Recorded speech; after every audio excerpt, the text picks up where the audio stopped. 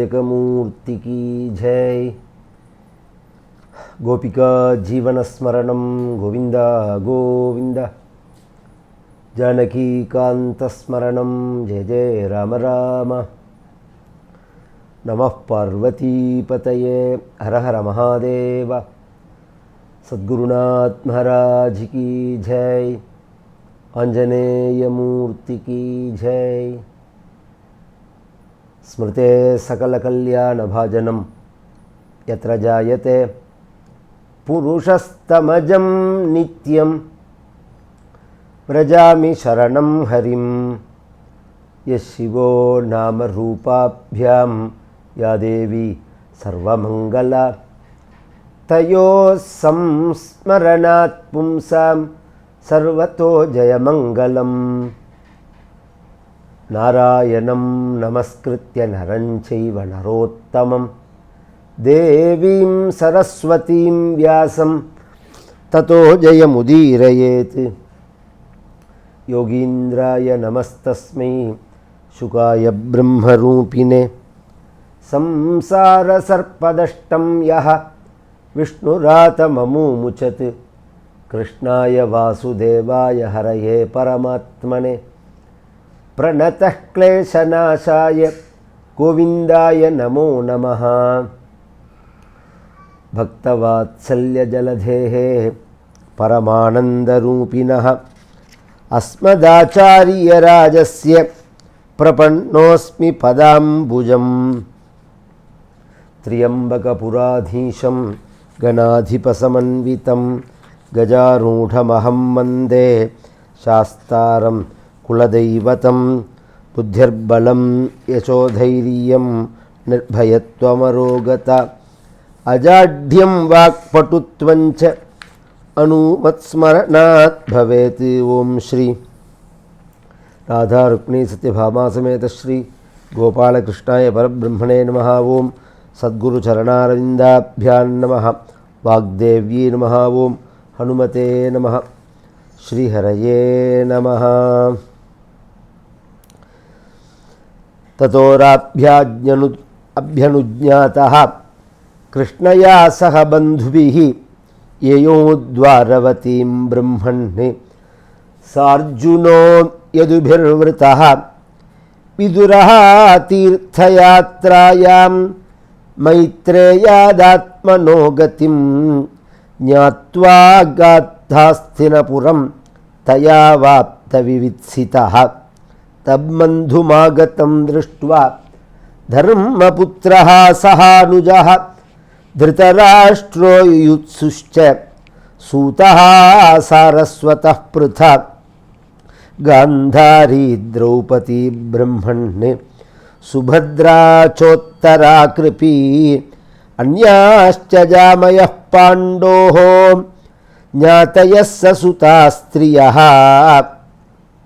ஸ்ரீயப்பதியான பரம கருணாமூர்த்தியான பகவானுடைய பரம கிருபையினால உத்தரகுமாரியினுடைய கர்ப்பத்தில் ரட்சிக்கப்பட்டதான அந்த குழந்தையானது பிறந்த உடனே விஷ்ணுராதன் அப்படின்னு பெயர் வைக்கிறார். அந்த குழந்தைக்கு பரீட்சித் அப்படின்னு நாம் காரண பெயராக கூப்பிடுறமே தவிர அவனுடைய ஒரிஜினல் பெயர் விஷ்ணுராதன் அப்படின்னு பெயர். ராதஹா அப்படின்னா தத்தஹா விஷ்ணுனா ராதஹா தத்தஹா ரக்ஷிதோவா, அவனால் காப்பாற்றப்பட்டவர் அப்படின்னு சொல்லலாம். பகவானால் கொடுக்கப்பட்டவர்னு சொல்லலாம். அங்கே அப்படி தானே இருக்குது. காப்பாற்றினார் அப்படின்னும் இருக்குது. உள்ளவே பார்த்தா பின்னாடி சொல்லும்போது சவுனகாதிகள் உயிர் பேடுத்தவனுக்கு குழந்தைக்கு உயிர் பேடுத்து கர்ப்பத்தில் பகவான் போய் பார்க்கும்போது உத்தரகுமாரி சரணம் அடைஞ்சிருக்கா, அவளுக்கு நாம் பதில் சொல்லியாகணும் அப்படிங்கிறதுக்காக திருப்பி உயிர் கொடுத்தான் பகவான். அதனால தான் இன்றைக்கும் சில கிரிட்டிக்கலாக இது மாதிரி பிறந்த குழந்தைகளுக்கு பிச்சைன்னு பேர் வைப்பார். தமிழ்நாட்டில் கவனிச்சேன்னா பிச்சை அப்படின்னு வைப்பார். பகவான் போட்ட பிச்சைன்னு அர்த்தம். 4-5 குழந்தைகள் பிறந்து தங்காமல் போயிடுத்துன்னா, ஏற்பட்டு தங்காமல் போயிடுத்து அப்புறம் ஒரு குழந்தை பிறந்ததுன்னா பகவான் போட்ட பிச்சை அப்படின்னு பேர் வைக்கிறது. வேம்புன்னு வைப்பாள். யமதர்மராஜனுக்கு அது கசக்கட்டம், அவன் கிட்டக்க வராமல் இருக்கட்டும் அப்படிங்கிறதுக்காக. இதெல்லாம் சம்பிரதாயம். பொதுவாக பேர் வைக்கிறதே அதுக்கு ஒரு சாஸ்திரம் இருக்குது. நட்சத்திரநாமா, நதீநாமா, விரக்ஷநாமாச்ச வர்ஜயேத் அப்படிங்கிறது சூத்திரம்.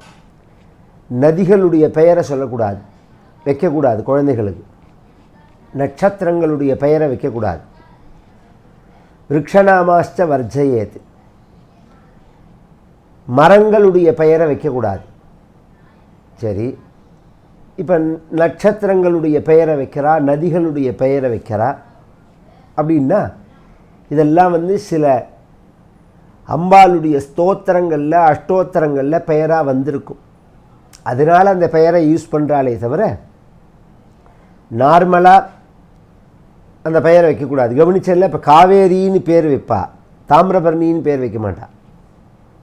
கவனித்து பார்த்தேன்னா காவேரின்னு பேர் வைப்பா, கங்கான்னு வைப்பா, யமுனான்னு வைப்பா, சரஸ்வதின்னு வைப்பா, கோதாவரின்னு வைப்பா. இதோட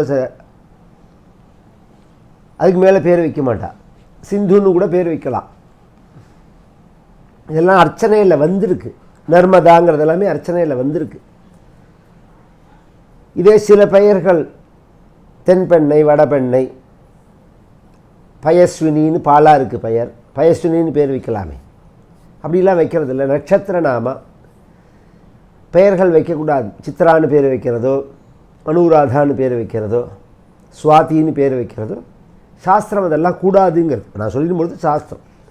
எங்கேயாவது ஒரு இடத்துல இந்த பெயர்கள் தெய்வங்களுடைய பெயர்களாக இருந்ததுன்னா அதை உபயோகப்படுத்தலாம் அப்படிங்கிறதும் சாஸ்திரத்தில் இருக்குது.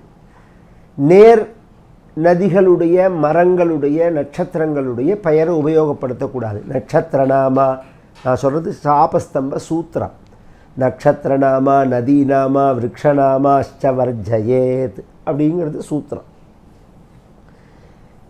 விஷ்ணுராதன் அப்படிங்கிற பெயர் பகவானால் ரட்சிக்கப்பட்டவன், கொடுக்கப்பட்டவன் அப்படிங்கிற பெயரில் வச்சால் அந்த குழந்தை பிறந்தவுடனே இவன் எப்படி இருப்பான் அப்படின்னு விப்ராஹா ஜாதக கோவிதாகா அப்படிங்கிறார்.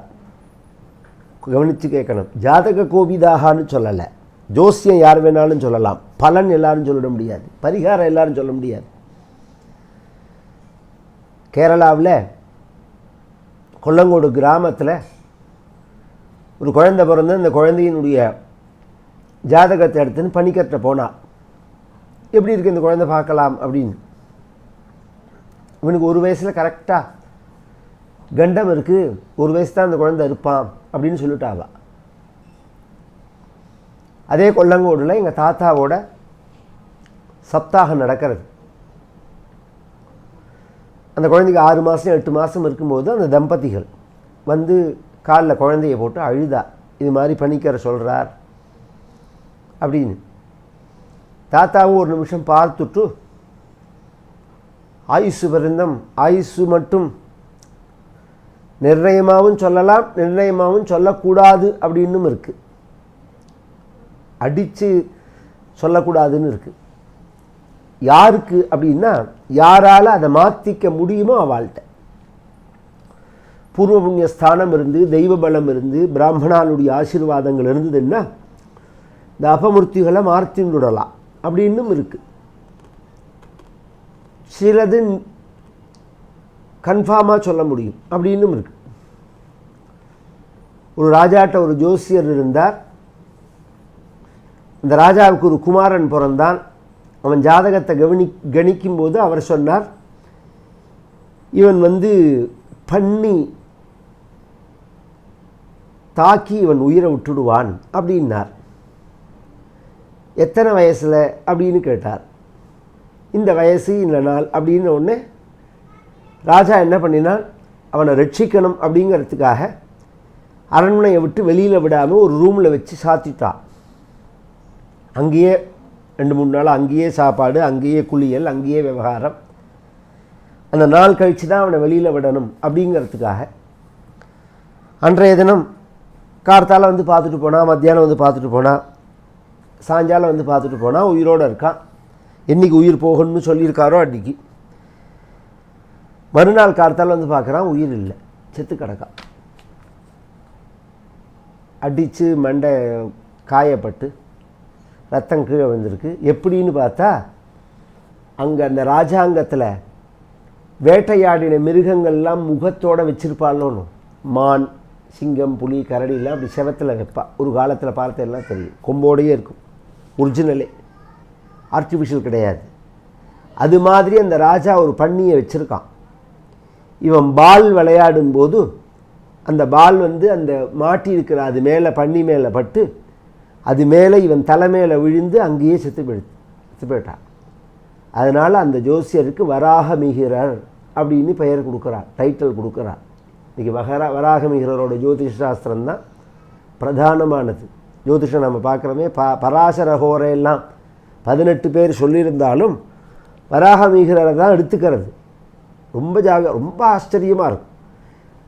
இதெல்லாமும் வராகமிகிரரையும் சேர்த்து கவனித்து மந்திரேஸ்வரர்னு ஒருத்தர் சொல்லியிருக்கார், பலதீபிகைன்னு பெயர். அதுவும் ரொம்ப நல்லா இருக்கும். ஜாதக சந்திரிகான்னு காளிதாசன் சொல்லியிருக்கான். இப்படி பல நூல்கள் இருக்குது. ஜோசியம் சொல்லும்போது கணக்கு வேற, பலன் வேற. கணக்கை யார் வேணாலும் சொல்லலாம், பலனோ பரிகாரமோ தபஸ் உள்ளவா சொல்கிறதே தான் அது நடக்கும்.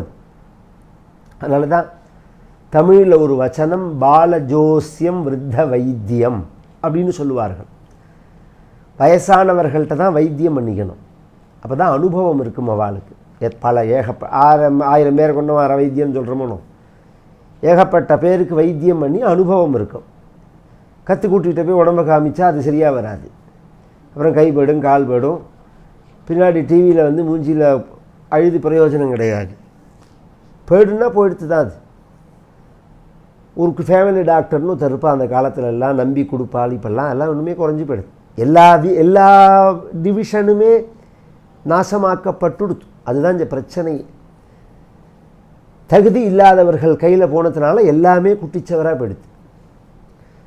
தகுதி உள்ளவர்களை மதிக்கிறதில்லை.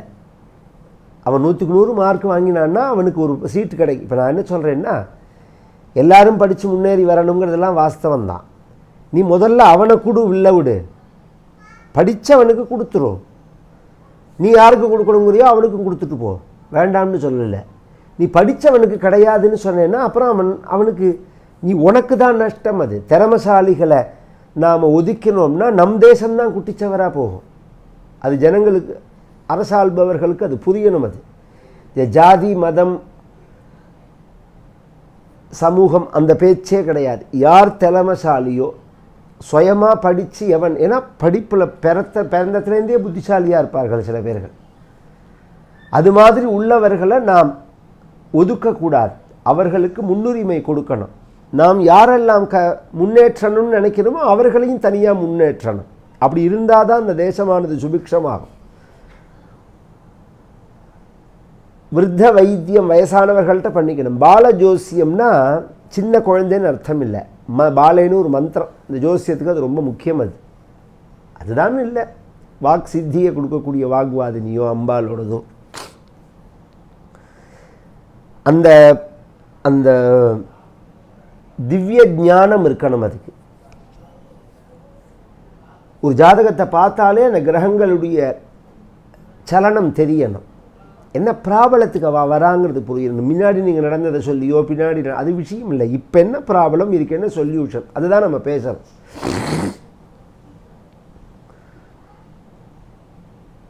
வேதாத்தியனம் அதுக்கு ரொம்ப முக்கியமானது. ஜாதகம் சாதாரணமாக பரம்பரையாக தமிழ் பாடல்கள் ஆதாரமாக வச்சு கணிக்கக்கூடியவர்கள்லாம் நிறைய பேர், ரொம்ப புத்திசாலிகள்லாம் உண்டு. தசாபுக்தி எல்லாம் எழுதி கொடுப்பாள். இன்றைக்கி அப்படிலாம் எழுதுகிறவாளே கிடையாது. அந்த பலன்களை மாற்றிக்கலாம். தாத்தாட்ட அவர் சொன்னார். தாத்தா அவர் சொன்னது அப்படியே இருக்கட்டும், நான் சொல்கிறத நீங்கள் பண்ணுங்க. ஆயுஷோமத்தன்னைக்கு 8 பிராமணா, அட்டோ பிராமணா நிதத்யாத் அப்படின்னு சாஸ்திரம். 8 பேருக்கு குறைஞ்சி இந்த மாதிரி கிரிட்டிக்கலான விஷயங்கள் பண்ணும்போது 8 பிராமணாளுக்கு குறைஞ்சி பண்ணக்கூடாது. அது மாதிரி வச்சுருந்து மிருத்யுஞ்சய ஹோமமும், அதில் லாங்கல மிருத்யுஞ்சய ஹோமம்னு இருக்குது. இப்போ சாதாரணமாக மிருத்யுஞ்சய மந்திரம் அப்படிங்கிறது எல்லாருக்கும் தெரியும், திரியம்பகே ஜாமே சுகந்தி மிருத்யுவர்தனம். அது மாதிரி இல்லாமல் 21 வகையான மிருத்யுஞ்சய மந்திரம் இருக்குது. மிருத்யுவே பல 4 வகையான மிருத்யு இருக்கான்னா சாஸ்திரம் சொல்கிறது. அதை போக்கக்கூடிய மந்திரங்களை வச்சு அவளுக்கு வஸ்திரம் வாங்கி கொடுத்து, ஏன்னா துணி கொடுத்து நல்ல வஸ்திரமாக வாங்கி கொடுக்கணும். வாசோ ததாதி தேனா யுப்ரதிரதே சர்வதேவத்யம் வைவாசா சர்வா ஏவ தேவதா ப்ரீணாதி. அந்த வேஷ்டி நம்ம வாங்கி கொடுக்கறதுனால ஆயுப்பிரதிரதேன்னா கவனித்து கேட்கணும். நாம் வாங்கி கொடுக்குற வேஷ்டியை அவள் கட்டிக்கிற மாதிரி இருக்கணும். உங்களுக்கு ஒரு பட்ஜெட் இருக்கலாம், நான் அதை இல்லைன்னு சொல்லலை, உபயோகப்படுத்துகிற மாதிரி இருக்கணும். இந்த ரேஷனில் கொடுக்குற மாதிரி எல்லாம் வாங்கி கொடுத்தா அதெல்லாம் அவளே யூஸ் பண்ண மாட்டேங்கிறா. ரேஷனில் வாங்கிக்கிறவாளே அதை யூஸ் பண்ணிக்க மாட்டேங்கிறா.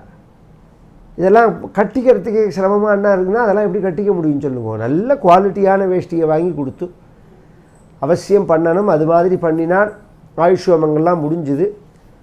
எல்லோரும் வந்துட்டு போனால் பந்துக்கள்லாம் சல்லோபுள்ளோட அந்த வீடு சிரித்தபடி இருக்குது. சாயங்காலம் ஒரு 4 மணிக்கு அந்த பணிக்கர் வரான். என்றைக்கு ஒரு வயசில் உயிர் போயிடுன்னு குறித்து கொடுத்தாலும் அந்த பணிக்கர் வரான். தான் சொன்னது எப்படி இருக்குது, பழிச்சிருக்கான்னு பார்க்கலாம்னு. வீட்டில் எல்லோரும் சிரித்து பேசின்னு இருக்கால். உள்ளே வந்தால் சக்கரை சந்தனம் கொடுத்து வாங்கோ பண்ணிக்கிறேன் நாள் சாப்பிடுங்கோன்னா. இவாளும் அதை பற்றி பேசலை, அவளும் அதை பற்றி பேசலை. ஏன்னா வருத்தப்படுற விஷயத்தை பற்றி பேச வேண்டாமேன்னு. நான் சொன்னது நடக்கலையான்னு அவன் கேட்கல, நீங்கள் சொன்னதெல்லாம் நடக்கலைன்னு இவா சொல்லலை. அவர் திருப்பி வாசலுக்கு போயிட்டு ஓடி வந்தார். இங்கே வந்து பாருன்னார். பார்த்தா அந்த கதவு இடுக்கில் பெருசாக ஒரு 3 மீட்டர் அளவுக்கு ஒரு பெரிய கருப்பான பாம்பு ஒன்று, கருநாகம் நாகப்பாம்பு ஒன்று அடிபட்டு செத்து கிடக்கு. நீ என்ன பண்ணின இன்னைக்குன்னு கேட்டார் அவர். அதுக்கு அவர் சொன்னார், இது மாதிரி ஒரு பரிகாரம் பண்ணினேன். யார் சொன்னான்னா தீட்சிதர்னு சொன்ன உடனே அந்த காலத்தில் கேரளாவில் பிரசித்தம் அனந்தராம தீட்சிதருங்கிறது. உண்மையாகவே இன்றைக்கி அவனுக்கு அந்த காலம் அவர் சொன்ன வாக்குனால தான் அது மீறி நடந்திருக்காது அப்படின்னு சொல்லி நமஸ்காரம் பண்ணினார் அந்த பணிக்கர். தாத்தா வந்து பார்த்துட்டு கொல்லங்கோடில் நடந்த கதை எதுக்கு சொல்கிறேன்னா இது மாதிரி அபூர்வமாக இருக்கும். அதுக்கு பிராமணாளுடைய வாக்கு உண்டு. பிராமண வாக்கு தான் ரொம்ப முக்கியம். அதனால் பிராமணான் போஜயித்வா ஆசிஷோ வாச்சயித்வா அப்படின்னு நாம் பண்ணக்கூடிய காரியங்களுடைய முடிவு எதுலன்னா அந்த பிராமணாளுக்கு போஜனம் போட்டு ஆசிஷோ வாச்சயித்வா அவர்கள் வாக்குனால் ஆசீர்வாதம் பண்ணணும் அப்படிங்கிறது தான் ஒரு கர்மாவனுடைய எண்ட் அப்படிங்கிறது. அது மாதிரி பண்ணி அந்த அக்ஷதையை வாங்கின்றா அதுக்கு விசேஷம். அதுவும் பிராமணர்கள்லாம் வந்து அதுவும் குழந்தை பிறந்த சமயத்தில் நிறையா தானங்கள் பண்ணி பிராமணர்களுக்கு அவர்கள் வாக்குனால் ஜாதகத்தை குறித்து சொல்ல அவர்கள் சொன்னார்கள், எல்லாத்தையும் சொல்லிட்டார்கள். தர்மபுத்திரருக்கு ஒரு பக்கம் சந்தோஷம், ஒரு பக்கம் வருத்தம். என்ன சந்தோஷம் என்ன வருத்தம்னா, இவன் வந்து தர்மிஷ்டனாக இருப்பான், சத்தியசந்தனாக இருப்பான், நல்லவனாக இருப்பான், கலி நிகிரகம் பண்ணுவான், அப்படி பாகவதம் கேட்பு மோட்சத்தை அடைவான், அதெல்லாம் வாஸ்தவம் தான். 32 வயசில் போயிடுவான்னா 32 வயசுக்குள்ளே என்ன அனுபவிக்கணுமோ எல்லாத்தையும் அவன் அனுபவிச்சிட போகிறான், அது விஷயம் இல்லை.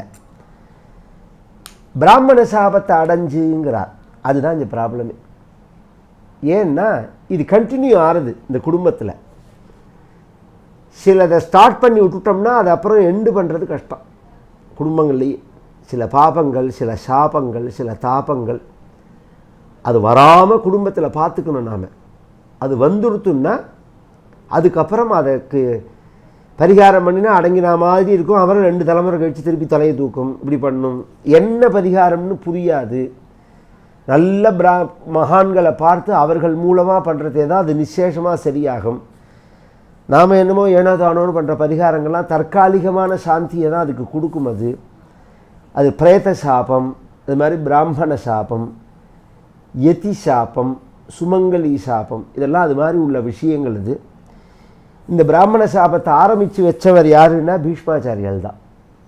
எங்கே ஆரம்பித்து வச்சார் அப்படின்னால் குருக்ஷேத்திரத்தில் தான் ஆரம்பித்தார். எந்த குருக்ஷேத்திரத்தில் இது ஆரம்பித்தாரோ அந்த குருக்ஷேத்திரத்திலேயே கௌரவ குலம் முழுக்க அழிஞ்சுது. இல்லை பீஷ்மாச்சாரியால் ரொம்ப உத்தமர்னு சொல்ல, உத்தமர் தான், அது ஒன்றும் சந்தேகமே கிடையாது. அப்புறம் சாபம் எப்படி வந்தது அப்படின்னா, காசி மகாராஜாவனுடைய புத்திரியான அம்பே, அம்பாலே, அம்பிகே அப்படிங்கிற 3 பெண்ணை சுயம்வரத்தில் ஜெயிச்சு தூக்கின்னு வந்து தன்னுடைய தம்பியான விசித்திர வீரியனுக்கு கல்யாணம் பண்ணி வைக்கணும் அப்படின்னு இவர் ஆசைப்படும் போது அதில் அம்பேங்கிற மூத்தவள் இவனை கல்யாணம் பண்ணிக்க மாட்டேன், நான் சால்வராஜனை கல்யாணம் பண்ணிக்க போகிறேன்னு விட்டா. கடைசியில் சால்வராஜனை அவளை பண்ணிக்க மாட்டேன்னு விட்டா. இந்த விசித்திர வீரியனும் அவளை பண்ணிக்க மாட்டேன்னு விட்டான். சால்வராஜன் மாட்டேன்னதுனால இவனும் மாட்டேன்னு விட்டான். அப்போ அவள் பீஷ்மாச்சாரியாள்கிட்ட பார்த்து ஒன்னால தான் என் வாழ்க்கை வீணாக போச்சு அப்படின்னு சண்டைக்கு பிடிச்சார். நீ என்ன பண்ணிக்கோன்னா, நான் கல்யாணம் பண்ணிக்கிறதுலேன்னு சபதம் பண்ணிக்கிறதுனால நான் உன்னை பண்ணிக்க மாட்டேன்னு விட்டார் அவர். வேறு யாருமே அவளை கல்யாணம் பண்ணிக்க மாட்டேன்னு விட்டார். அந்த கோபத்தினால பரசுராமரை போய் அழிச்சுன்னு வரார் சமாதானப்படுத்துறதுக்கு. பரசுராமர் வந்து சொன்னார், பொன் சாபம் பொல்லாததப்பா, நீ இவளை கல்யாணம் பண்ணின்றோம், நான் பிரதிஜை பண்ணியிருக்கேனே, சத்தியம் பண்ணியிருக்கேனே, இந்த ஜென்மாவில் நான் கல்யாணம் பண்ணிக்கிறதுலேன்னு சத்தியம் பண்ணியிருக்கேனே குருநாதரே. பீஷ்மாச்சாரியாளுக்கு குருநாதர் அவர். அது வாஸ்தவம் தான்ப்பா, அது அன்றைக்கி உள்ள சூழ்நிலை அப்படி பண்ணினேன், இப்போ நான் குரு சொல்கிறேன், அதனால் நீ கல்யாணம் பண்ணிக்கோன்னா. இது பாருங்க,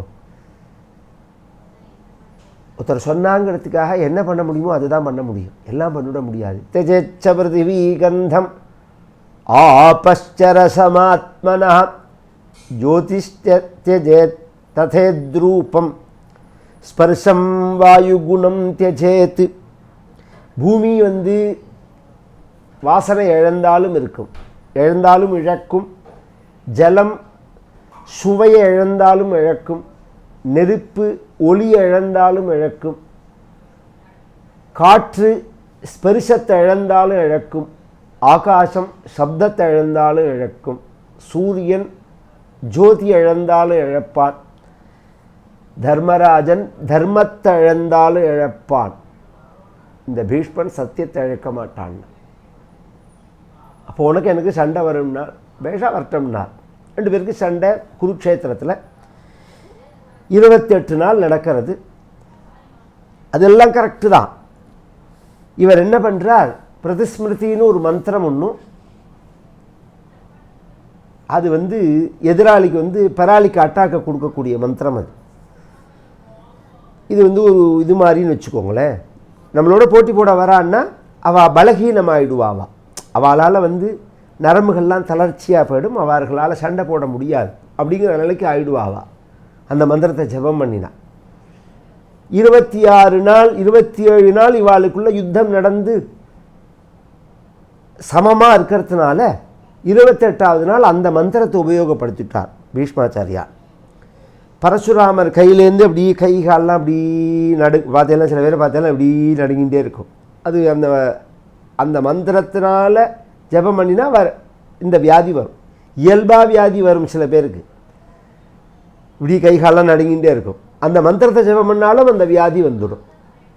அதனால இவர் ஜெபம் பண்ணி பரசுராமர் கையில் உள்ள தட்சணம் நிரந்தரமாக அவருக்கு வியாதி வரல.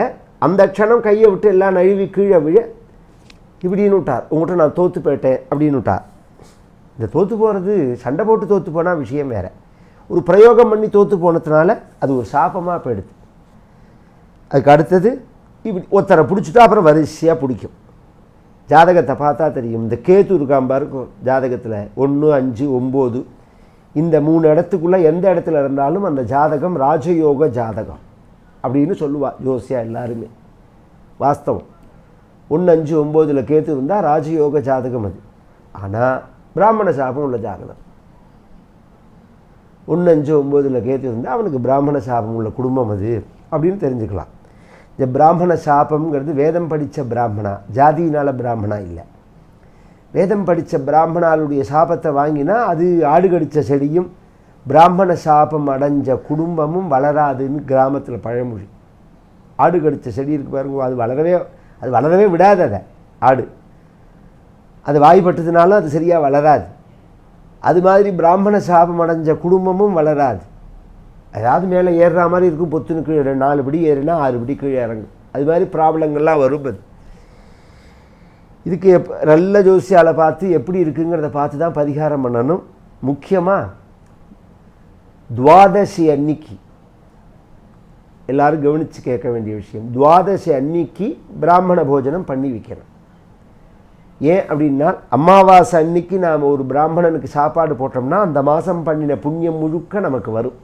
அந்த பிராமணா பண்ணின புண்ணியம் முழுக்க நம்ம வரும்.